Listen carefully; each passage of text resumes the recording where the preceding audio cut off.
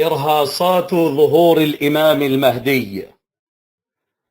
الحمد لله الواحد القهار العزيز الجبار، يكور الليل والنهار، دعم رسله بالمعجزات الساطعة والحجج القاطعة، وجعل رسالاتهم قوية قاهرة ونبوتهم ظاهرة.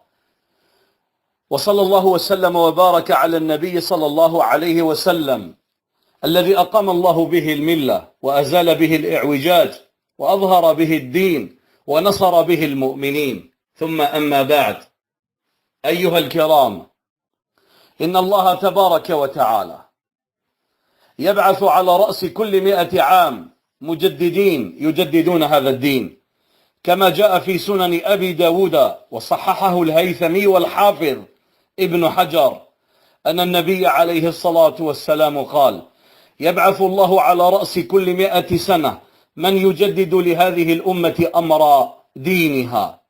فأمر الدين مجدد، بهؤلاء المجددين تظهر راية الدين، وينصر الله بهم ملة الإسلام، يرفع بهم علم الإسلام والجهاد، ويدحض به الكفار والمشركين وأعداء الدين. أيها الكرام، إن الله عز وجل قدر أن هذه الدنيا خاتمتها ستكون للإسلام وللمسلمين. قال الله تعالى: ليظهره على الدين كله وكفى بالله شهيدا. وقال تعالى: ليظهره على الدين كله ولو كره المشركون. فأمر الدين ظاهر، والمسلمون منصورون، والخلافة الإسلامية ستعم الأرض، ويؤيد الله عز وجل عباده المؤمنين بالمهدي وعيسى عليه السلام. وهذا الأمر كائن، لأن النبي عليه الصلاة والسلام قال: ثم تكون خلافة على منهاج النبوة. ثم سكت معناه العاقبة للتوحيد ولأهل الإسلام. أخبرنا النبي صلى الله عليه وسلم وأعلمنا وعلمنا بأن وقت ظهور المهدي سيكون بعد فتنة الدهيماء، وهي الفتنة العظيمة، الفتنة الثالثة التي ستعصف بهذه الأمة، وستكون فيها أحداث كبيرة وزلازل ومحن. وثم يعقب هذه الفتنة أي الدهيماء خروج الأعور الكذاب الدجال. وإن هذه الأيام الأخيرة للدنيا ستكون فيها بلابل وقلاقل واضطرابات، فتتغير الأحوال وتتبدل الموازين وتتغير المقاييس. فيبعث الله تعالى هذا الرجل الصالح الذي هو المهدي ليظهر. ومن علامات وإرهاسات خروجه ما ظهر في السنة الصحيحة مما أخرج الهيثمي، والحديث عند أحمد بأسانيد صحاح، وأخرج الحديث أبو يعلى الموصلي عن أبي سعيد الخدري رضي الله تعالى عنه قال النبي عليه الصلاة والسلام: أبشركم بالمهدي يبعث على اختلاف من الناس وزلازل. إذن من الإرهاصات التي ستظهر قبل المهدي اختلاف الناس، تفرق الناس، يختلفون، يفترقون، يقتتلون، فتقع محن عظيمة وزلازل كبيرة. ثم بعد ذلك يظهر المهدي. قال النبي عليه الصلاة والسلام: فيملأ الأرض قسطا وعدلا كما ملئت ظلما وجورا. أيها المسلمون، يظهر المهدي على اختلاف من الناس، اختلاف كبير في كل شيء، في العقائد، في المناهج، في العبادات، في التشريعات، في الانتماءات والولاءات، بل حتى في الانتماء. أيها الكرام، إن هذا الخلاف الكبير الذي قال فيه النبي عليه الصلاة والسلام: إنه من يعش منكم بعدي فسيرى اختلافا كثيرا، اختلافا في الآراء، في العقول، في الأقوال والأفعال، اختلاف حتى في النيات، اختلاف في الأحكام والعبادات والعقائد والمناهج والمعاملات والولاءات والجماعات والدول، واختلاف في القبائل والأفراد، وحتى في الأسر، اختلاف في كل شيء.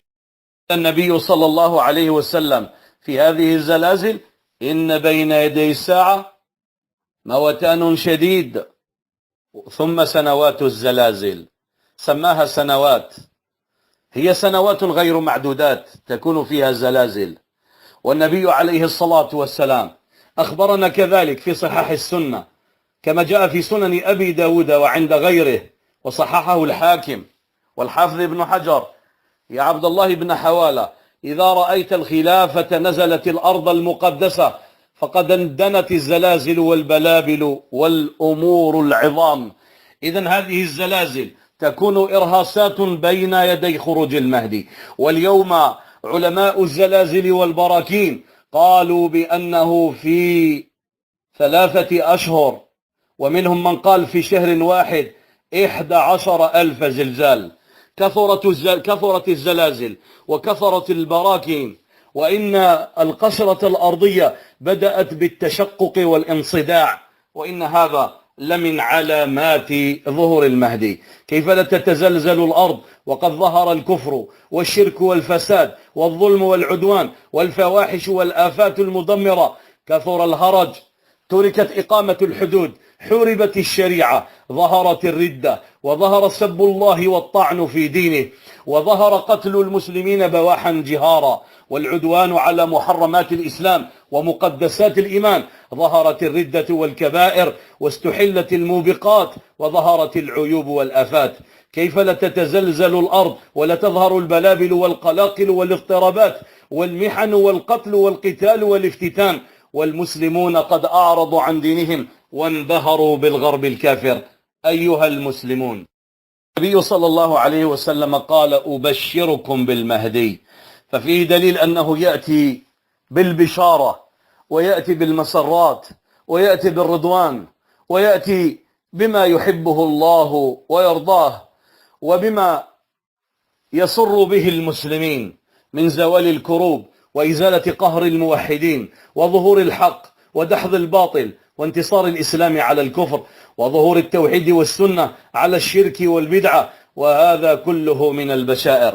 إن هذه البشائر تأتي بعد الدهيماء، بعد دموع وفرقة، وبعد بكاء ومحن، وبعد مجازر رهيبة تقع ضد المسلمين، وبعد قتل شديد وتفرقة شديدة وضياع للدين، من حيث أن الأرض تمتلئ بالظلم والعدوان.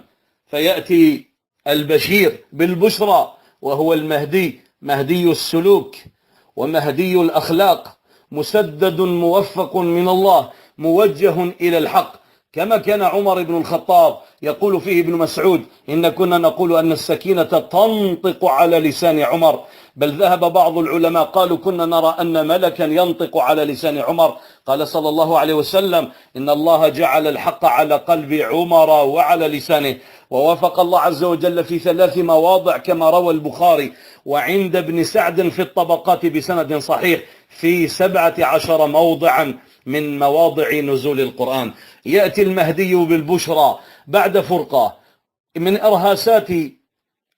الإرهاسات التي تدل على ظهور المهدي، فرقة كبيرة وخلاف كبير وشقاق يقع بين المسلمين، من حيث أن الفتن هذه التي تكون في الدهيماء تذهب العقول وتعوج عقول الناس حتى تقول: ما نرى فيها عاقلا.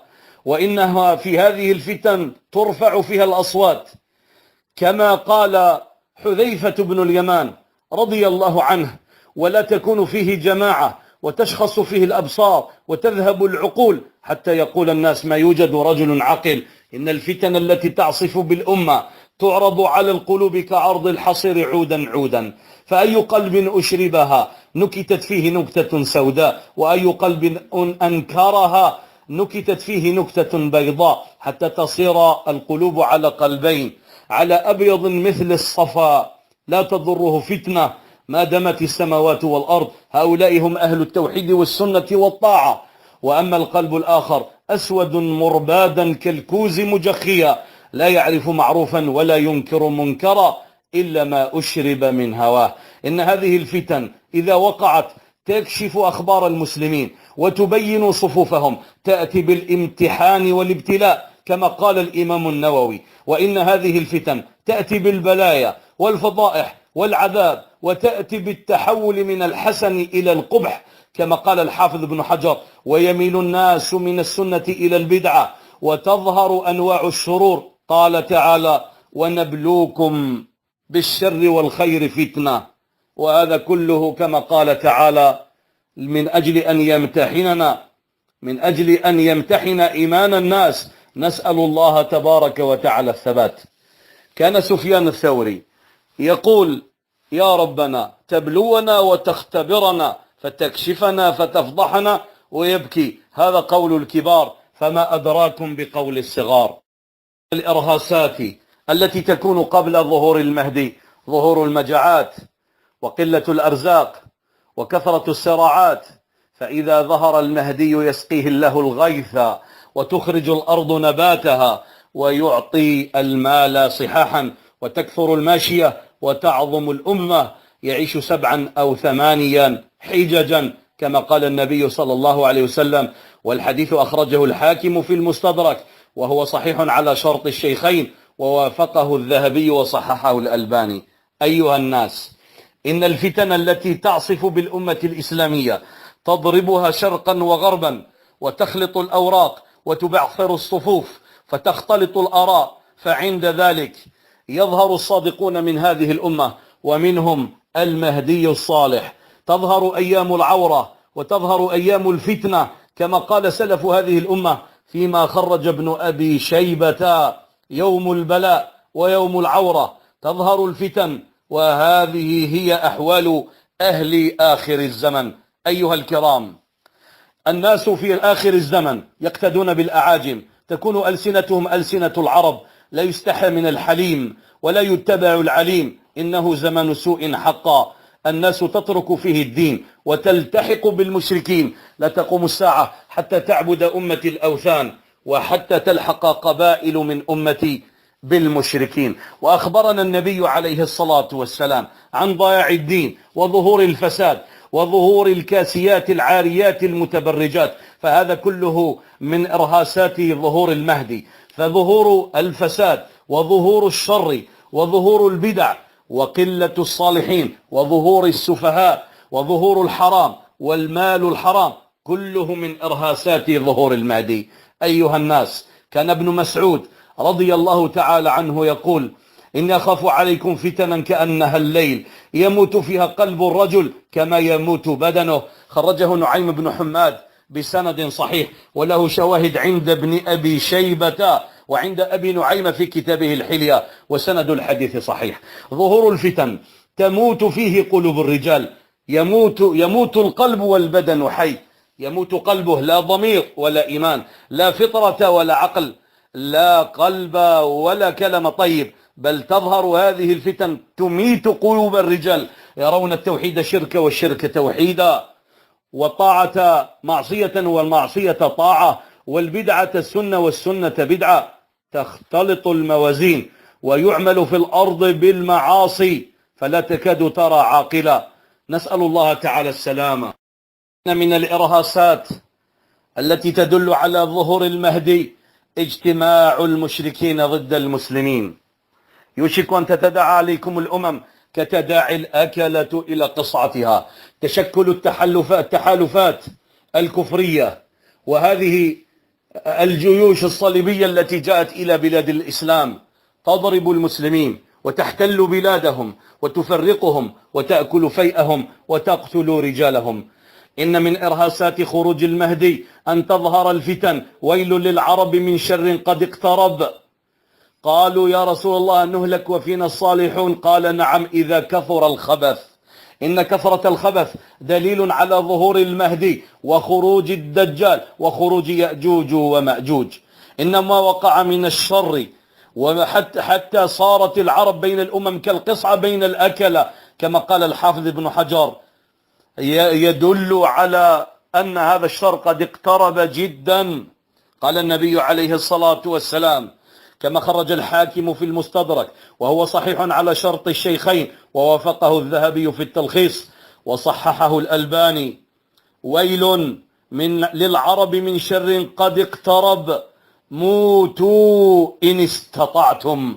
في رواية: ويل للعرب من شر قد اقترب، أفلح من كف يده. أيها الناس، إن الفتن تتخلل إلى بيوت المسلمين كمواقع القطر.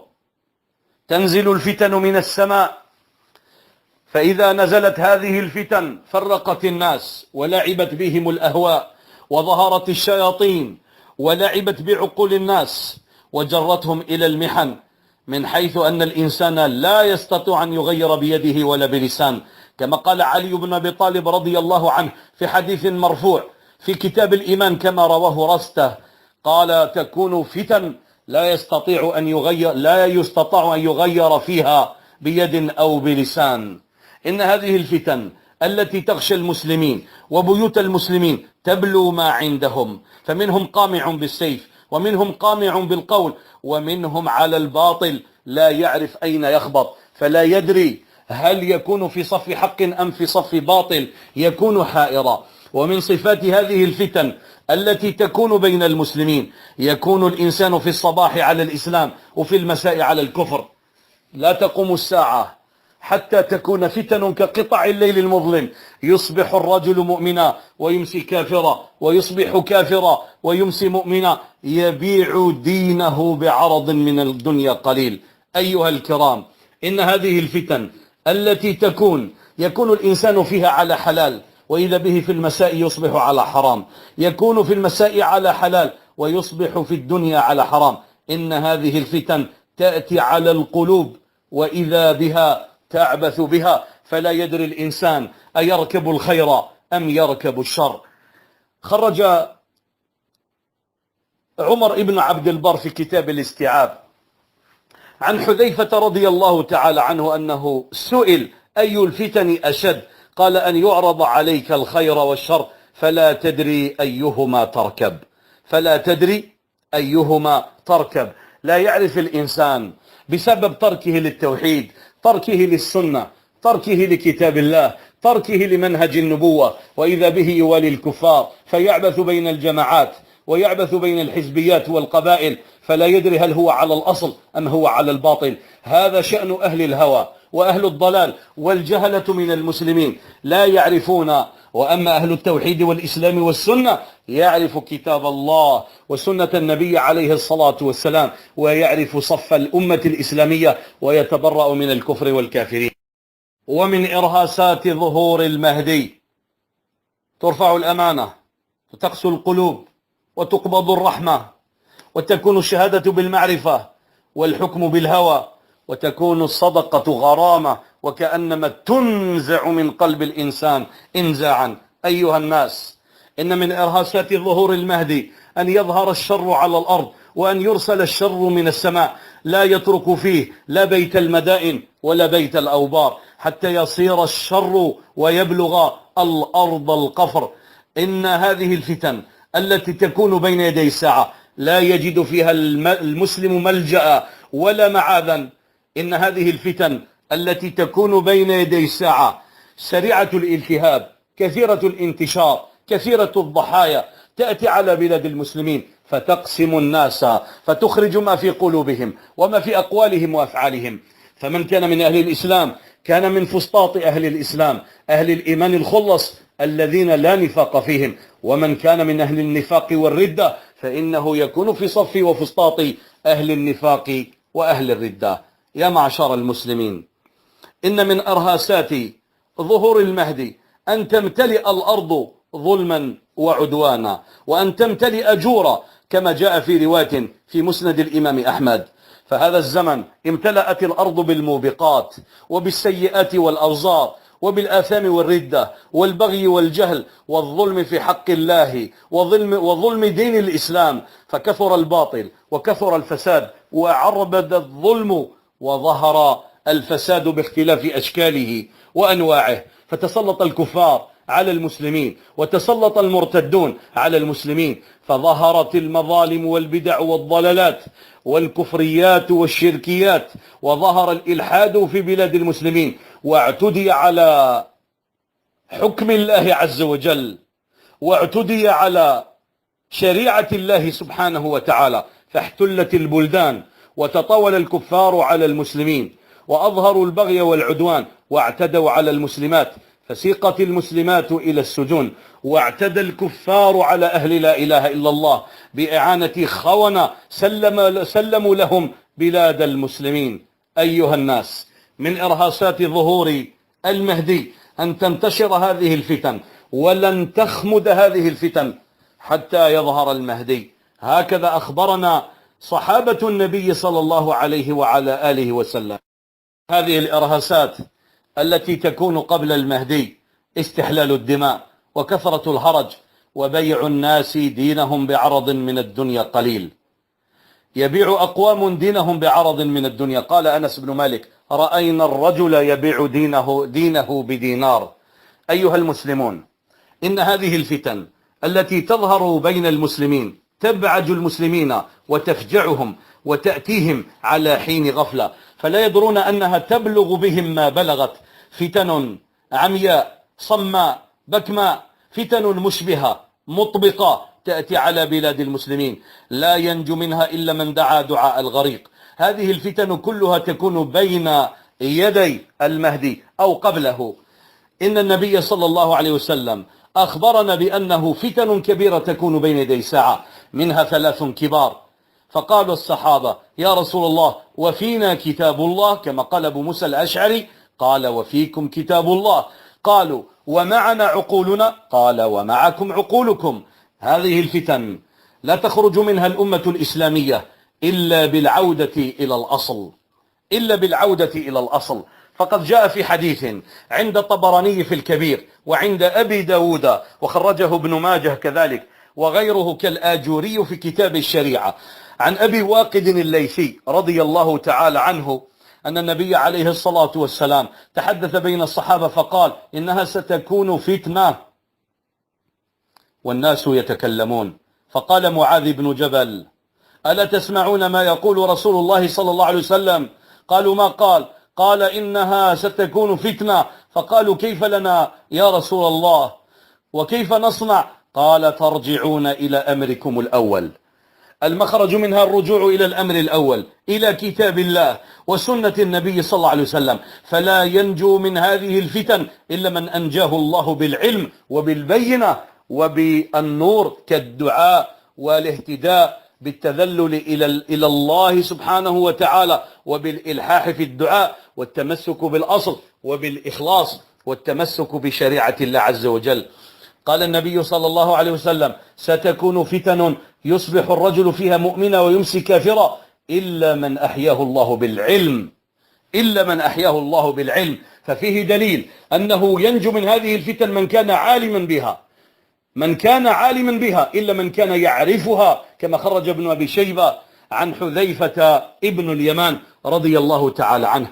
إن هذه الفتن التي تكون بين يدي الساعة يقوم فيه المسلمون إلى بعضهم بغير سلطان من الله ولا بينة ولا وجه حق، فيأكلون مال المسلمين ويسفكون دماءهم ويعصي الناس ربهم، وعند ذلك يكونون قريبين من النار. أيها الكرام، إن من أشراط الساعة أن يصبح الرجل محرما لدم أخيه وعرضه وماله، فيمسي وهو مستحلا لمال أخيه ولعرضه ولماله. أيها الكرام، هذه كلها تكون من الإرهاسات بين يدي الساعة قبل ظهور المهدي. فتن كقطع الدخان، كما قال النبي صلى الله عليه وسلم في رواية في مسند الإمام أحمد: وفتن كقطع الليل المظلم، تشتد ثم تشتد ثم تشتد، لا ينجو منها إلا من كان متمسكا بالتوحيد وكان خالصا فيما بينه وبين الله تعالى.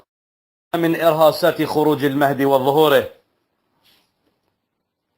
أن يختلف الناس وأن تصيبهم الغربلة، فتبقى حثلة من الناس قد مرجت عهودهم وأماناتهم واختلفوا، فأصبحوا متشابكون فيما بينهم، لا يعرفون معروفا ولا ينكرون منكرا. إن من إرهاسات ظهور المهدي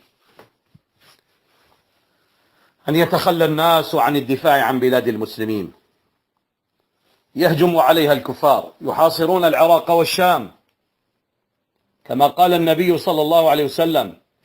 فعن أبي نضرة قال: كنا عند جابر بن عبد الله فقال: يوشك أهل العراق ألا يجبى إليهم قفيز ولا درهم. قلنا: من أين ذلك؟ قال: من العجم يمنعون ذلك. ثم قال: يوشك أهل الشام ألا يجبى إليهم دينار ولا مدي. قلنا: من أين ذلك؟ قال: من قبل الروم. ثم سكت هنيهة، ثم قال: قال رسول الله صلى الله عليه وسلم: يكون في آخر أمتي خليفة يحثي المال حثيا ولا يعده عدا. قول أبو نضرة يقول: كانوا يظنون بأنه عمر بن عبد العزيز، فقال: لا، أي ليس هو، إن حصار العراق والشام من علامات ظهور المهدي، فإنه لا يظهر حتى تحاصر العراق والشام، كما أخبر بذلك النبي صلى الله عليه وعلى آله وسلم، من قبل الأعاجم ومن قبل الروم، فيحاصرون بلاد الإسلام. وقد وقع هذا الشيء، حصار بتجويع وتضييق وبقتل للمسلمين وسبي نسائهم وأسر رجالهم وقتل خيارهم. فهذا الحصار الذي وقع على العراق والشام من علامات ظهور المهدي. فهذه الهنيهة التي سكت يعني فيها النبي صلى الله عليه وعلى آله وسلم، معناه تأتي مرحلة، وهذه المرحلة بعد حصار العراق والشام، وهي مدة ليست بالطويلة، فإنه يظهر في ذلك المهدي، وإن شاء الله كما دلت على ذلك النصوص بلا ريب ولا شك. فيكون بعد حصار العراق والشام هرج وفتن وزلازل ودماء ومظالم واعتداءات، وهذا الشر الذي يصيب المسلمين بسبب ما أحدثوه وبسبب الذنوب، فتسلط علينا الكفار. إن هذه المراحل ستكون، وإن لهذه الآيات مقدمات واللواحق لها سوابق، وقد رتب النبي عليه الصلاة والسلام هذه الأحداث، وأخبرنا عن السنن التي ستكون قبل وقوع علاماتها، وعن العلامات التي ستظهر بعد حصار العراق والشام، والفتن التي تصيب الحجاز والبيت المقدس، وما يظهر من خلال الأحداث والمراحل، والله المستعان، ولا حول ولا قوة إلا بالله. من الإرهاصات التي تكون كذلك قبل ظهور المهدي،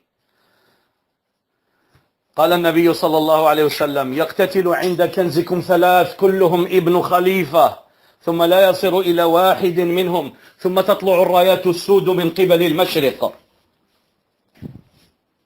قال النبي صلى الله عليه وسلم: فيقتلونكم قتلا لم يقتله قوم. ثم ذكر شيئا لا أحفظه كما قال راوي الحديث، ثم قال: فإذا رأيتموه فبايعوه ولو حبوا على الثلج فإنه خليفة الله المهدي. أخرج ابن ماجه في السنن، والبزار في المسند، والروياني والحاكم والبيهقي في دلائل النبوة، وهذا الحديث عند البزار أيضا. ثم زاد فيه: ثم يظهر المهدي، ثم يظهر المهدي، أي بعد هذه الأحداث. إن هذا من الإرهاصات التي تكون قبل قيام الساعة، من الاقتتال بين ثلاث كلهم ابن خليفة.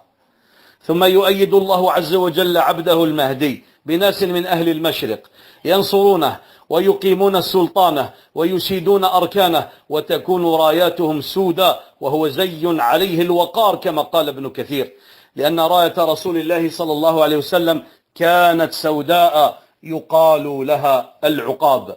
قال ابن كثير: وهذه الرايات السود ليست هي التي أقبل بها أبو مسلم الخرساني فاستلب بها دولة بني أمية، بل رايات سود أخرى تأتي صحبة المهدي، تأتي صحبة المهدي. أيها الكرام، هذه الفتن تكون قبل قيام الساعة. قال النبي صلى الله عليه وسلم وهو يخبر عن الفتن التي تكون: منهن ثلاث لا يكدن يضرن شيئا، ومنهن فتن كرياح الصيف، منها صغار ومنها كبار. قال حذيفة رضي الله عنه وهو يروي هذا الحديث: فذهب أولئك الرهط كلهم غيري، رواه أحمد ومسلم. معناها الذين سمعوا مع رسول الله صلى الله عليه وسلم هذا الحديث مع حذيفة. إن بين يدي الساعة تكون فتن غلاظ شداد كما أخبر النبي صلى الله عليه وسلم. ومن هذه الفتن 4 فتن كبرى في آخرها الفناء، كما خرج ابن أبي شيبة وأبو داود. وفي رواية أخرى عند أبي نعيم في كتابه الحلية: يكون في أمتي 4 فتن وفي الفتنة الرابعة الفناء.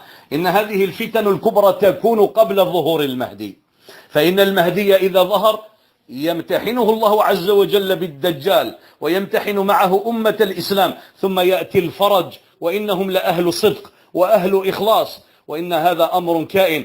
يخرج الدجال ليوقف فتحات المهدي وليبطل دين الإسلام، ولكن الله عز وجل يؤيد المهدي بعيسى عليه الصلاة والسلام. من الفتن الكبرى التي تكون بين يدي المهدي أي قبل ظهوره، أي من الإرهاصات، أن تمر على الأمة 3 فتن كبرى: فتنة الأحلاس، وفتنة السراء، وفتنة الدهيماء. جاء في مسند الإمام أحمد وعند أبي داود وعند الحاكم وعند أبي نعيم في كتابه الحلية، والحديث صححه الحافظ الذهبي والحافظ ابن حجر العسقلاني، عن عبد الله بن عمر رضي الله عنه قال: كنا قعودا عند رسول الله صلى الله عليه وسلم فذكر الفتن فأكثر في ذكرها، حتى ذكر فتنة الأحلاس، فقال قائل: يا رسول الله، وما فتنة الأحلاس؟ قال: هي هرب وحرب، ثم فتنة السراء، دخنها من تحت قدمي رجل من أهل بيتي يزعم أنهم مني وليس مني، وإنما أوليائي المتقون. ثم يصطلح الناس على رجل كوارك على ضلع، ثم تكون فتنة الدهيماء، لا تدع أحدا من هذه الأمة إلا لطمته لطمة، فإذا قيل انقضت تمادت، يصبح الرجل فيها مؤمنا ويمسي كافرا، حتى يصير الناس إلى فسطاطين: فسطاط إيمان لا نفاق فيه، وفسطاط نفاق لا إيمان فيه، فإذا كان ذاكم فانتظروا الدجال من يومه أو غده. أيها الناس، إن هذه الفتن منها فتنة الأحلاس أصابت المسلمين، وسميت بالأحلاس لسوادها ولظلمتها ولطول لبثها، فهي فتنة هرب وحرب بالفتح، معناه ينهب فيها مال الإنسان ويترك بلا شيء. وإن هذه الفتن هي فتن ذهاب المال والأهل، يسلب فيها الرجل أهله وماله. إن هذه الفتن مضت، ثم تأتي فتنة السراء.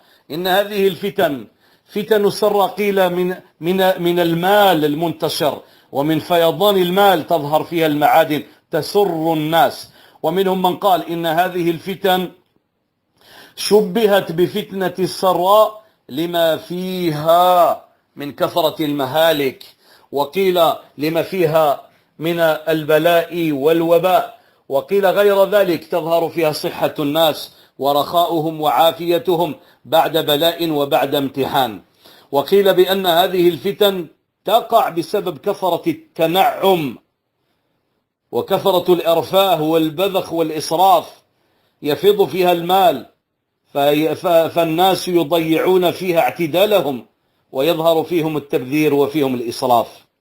وإن هذه الفتن هي فتن البترول والمعادن، وفتن هذه الأوراق النقدية التي ضحك بها علينا اليهود. ثم تأتي بعد ذلك في مرحلة أخرى فتنة الدهيماء، فتنة عظيمة تقع بين المسلمين. وإن هذه الفتن يقع على إثرها هجوم الصليبيين على بلاد المسلمين في ملاحم كبرى يريدون استئصال هذه الملة. إن بعد هذه الفتنة يصطلح الناس، أي بعد السراء، والتي يكون سببها رجل من أهل البيت وليس من النبي عليه الصلاة والسلام في شيء، لأن النبي عليه الصلاة والسلام تبرأ منه، لأن ليس من أهل التقوى، وأحدث هذه الفتن التي خان فيها الأمة الإسلامية وسلم بلاد المسلمين للكفار. فيصطلح الناس على رجل كورك على ضلع، يعني هذا الاصطلاح اصطلاح غير مرضي، كما قال ابن الأثير: لا نظام له ولا استقامة، لأن الورك لا يستقيم على الضلع ولا يركب عليه، لاختلاف فيما بينهما في الطبيعة والتركيبة. إذن الأمر هذا لا يثبت ولا يستقيم، فالأمة تكون فيها باضطراب بسبب أن هؤلاء الناس غير خالقين بالملك، ولا يعرفون تسيير شؤون المسلمين لا في دينهم ولا في دنياهم.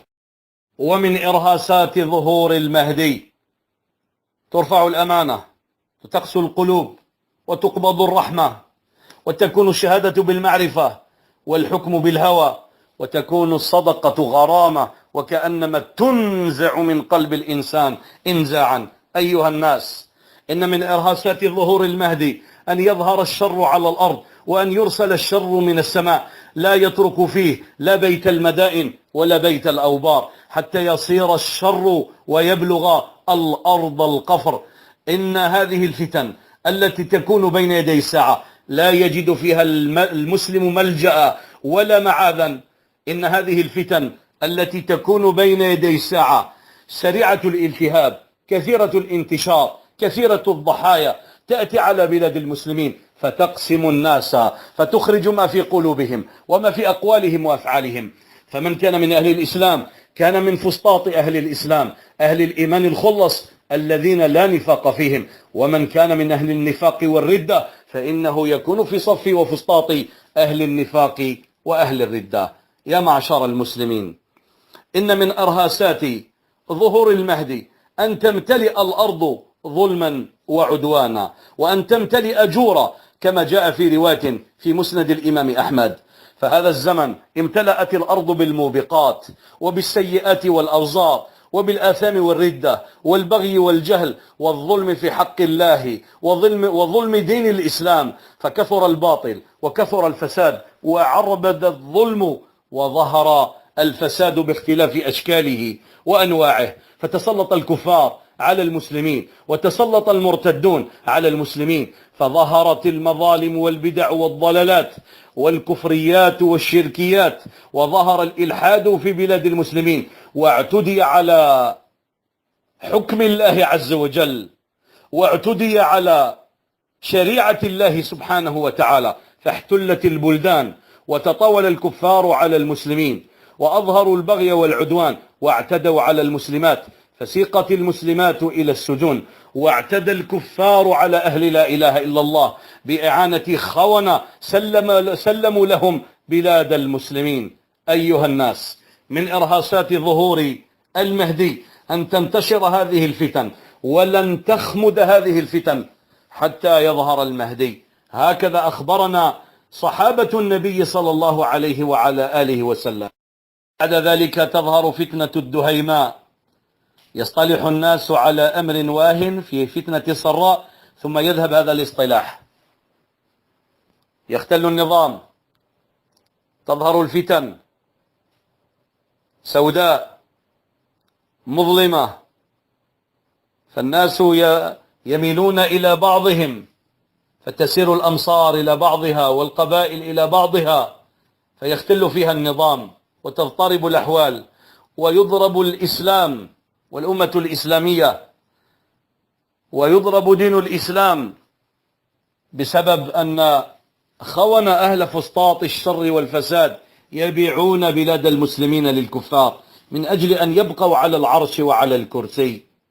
فالناس في هذا الاضطراب وفي هذه الصولات والجولات وكثرة ما في هذه الفتن من الشر، وهذه الفتن سميت بالدهيمة لأنها داهية هالكة مستأصلة ماسحة ماحقة ساحقة.